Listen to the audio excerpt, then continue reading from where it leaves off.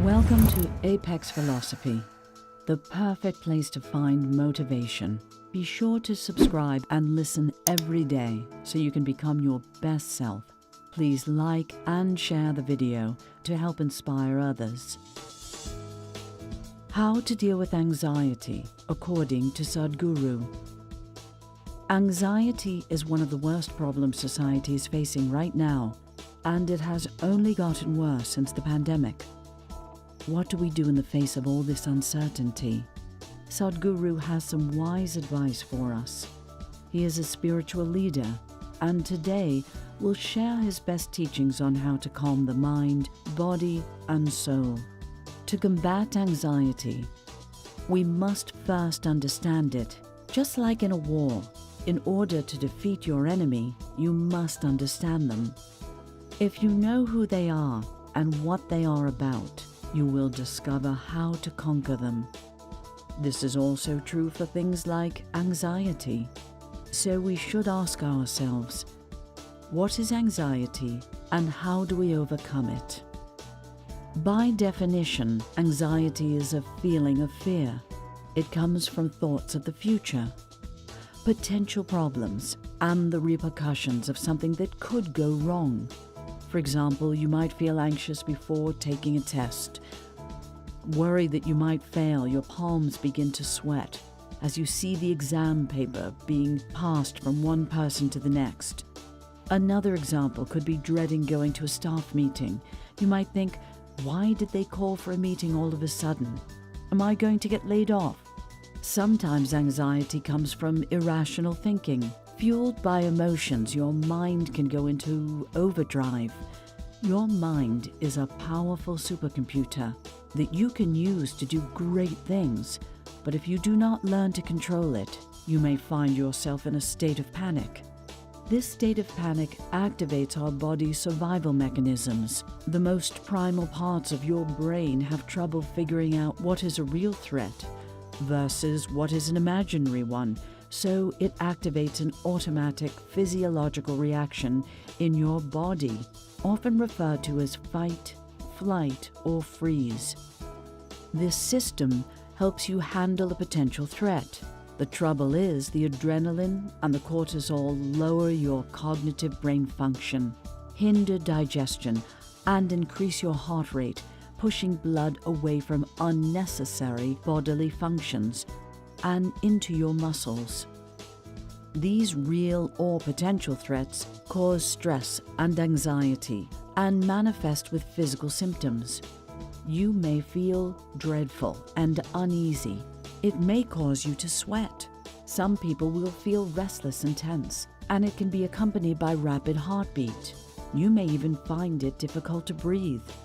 These symptoms are all signs that your body is in a state of fight, flight, or freeze. Some people are more prone to feeling anxious than others. This usually comes from a combination of genetics and environment. Sadhguru adds, now there may be many factors. There may be genetic factors. There may be sociological factors. There may be issues growing up, etc. But do not ascribe your problems to any of those things. Someone who has experienced more trauma in their life is usually more anxious. However, the important thing to remember is that we have some control over our bodies and minds. Even if we do not have full control, we can at least influence it. We, as the main heroes of our own lives, should make an effort to be better. One little step at a time, that's all it takes. If we do not believe this, we are done. But if we do, we gain the power to change for the better. You can compare your mind to a very sharp knife. It seems simple enough to use, and yet it can still cut you if you are not careful with it. You must learn to use it properly, or you will get hurt.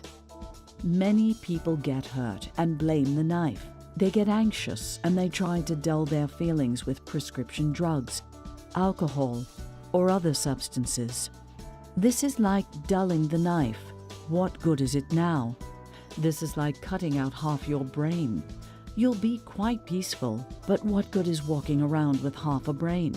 it's no good at all. So we don't have to blunt the knife.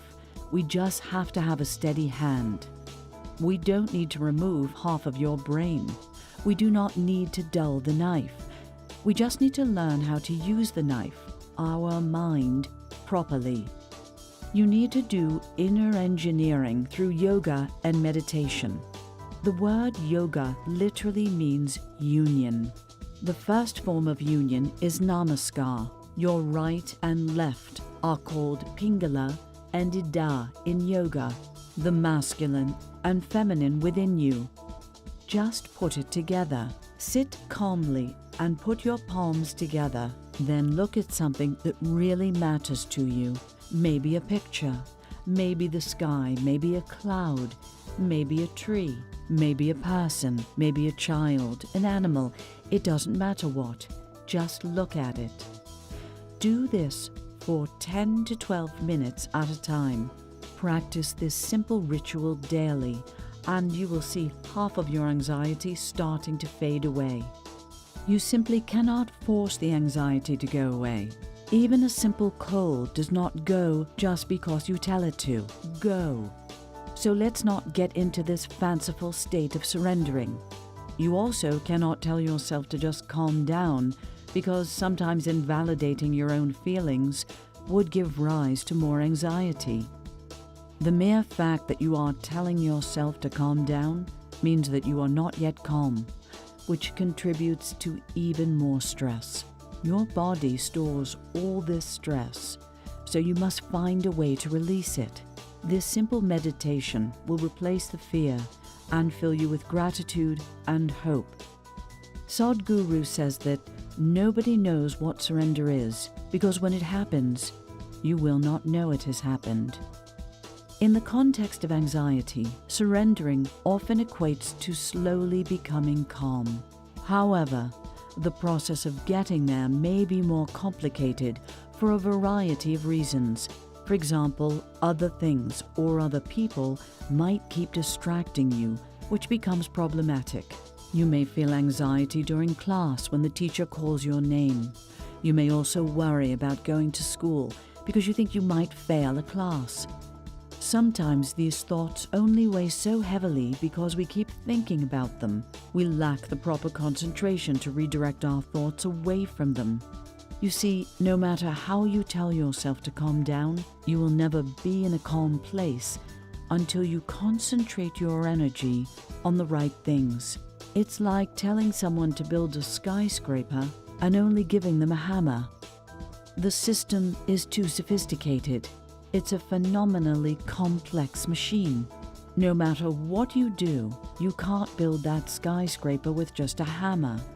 More often than not, while trying to calm ourselves down, our mind still takes in too much information. Even when you close your eyes, you will still think about what you saw. You take in all this info even though you don't want to. So how do you overcome this challenge?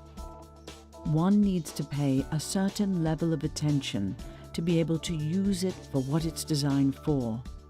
Otherwise, it'll get itself messed up. And to simplify things, Sadhguru says, the important thing is just this. If you are not able to have your mind the way you want it, that is the greatest problem you will have. If our minds agree with us, there would be no problem. There would be no more anxiety. The best case would probably be us transcending into another plane of existence. This is how gurus and monks achieve this sense of calm. There are two dimensions within you. Essentially, they are in conflict. Modern medical science recognizes that there is a right brain and a left brain. This is like the pingala and the ida. To reduce the conflict, just put your palms together and look at something that matters to you with the utmost love and appreciation.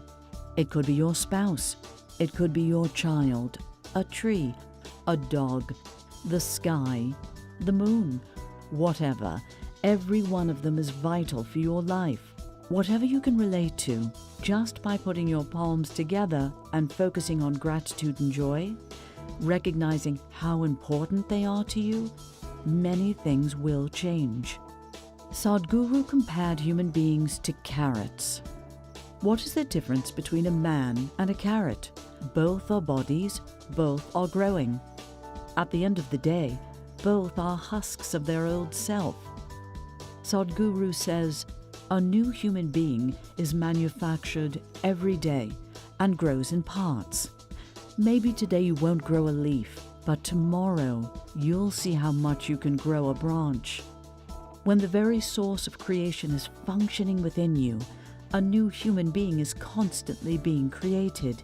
If you take charge of that, you can create an entirely new physiological and psychological process. What a human being is looking for is to become limitless in some way. And if this happens to you, you have to create a steady platform. You can create this steady platform by practicing sadhana, or daily spiritual practice. He suggests these 4 things. First is meditation, as described earlier, or meditation can be in the form of a prayer. Some people like to refer to meditation as their special time with their own deities. Others just manifest their thoughts and ideas through the silence of such meditation. Meditating every day can bring calmness into your heart. Also, if there is work that needs to be done, I make sure to get up extra early to have time to compose myself. This is the main benefit of meditation after waking up. You get to compose yourself and you build this calm foundation that whatever happens throughout the day, you are stable. Next is yoga. There are different kinds of yogas. For example, we have Hatha yoga. Hatha uses physical techniques so that the energy can be preserved throughout the body. It has different poses in comparison to the Ashtanga, for example. Nonetheless, doing yoga is a form of exercise that doesn't need much pressure. It's basically stretching the body to release such tensions. Still, it produces the same health benefits as the hardcore exercises you see at the gym. The third thing you need to remember is chanting. This goes hand in hand with yoga. You don't have to chant loudly. You can just have a mantra in your head. This mantra could be affirmations or manifestations for the day. The more you repeat it, the more you slowly become in tune with it. You may also forget about your anxious state by replacing your thoughts with such a positive mantra. Lastly, reading sacred literature. Some people believe that tuning into your spiritual self is the best remedy. Of course, we are all open to such practices. You can take it even further by learning more about yourself. You are sacred, so shouldn't you learn about yourself and seek answers within as well? For example, if you know more about your personality, you can try to find other methods of relaxing and coping mechanisms. If something makes you feel anxious, you can talk to someone that makes you feel comfortable. Others would go inwards and release negative energy through painting or dance. Whatever the case may be, it is important to practice sadhana. Just because your anxiety has passed doesn't mean that you should stop practicing sadhana. Sometimes this is why some people think that it is ineffective. Consistency is the key. You cannot expect to improve if you are not taking the remedy. Anxiety is an ongoing battle. You need to create daily habits to manage it. Some days it is worse than others. Sometimes it gets really bad and really heavy. Sometimes it's low and you feel like you can conquer the world. The key is to practice addressing it daily, and over time you will get better at processing it. There is a way to overcome anxiety. It is simple, and it is from the ways of sadhana. That is what Sadhguru keeps repeating over and over again. Do not let the mind control you.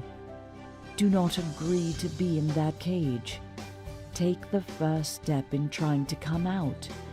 Start learning to control your mind. Thank you for listening. Comment below.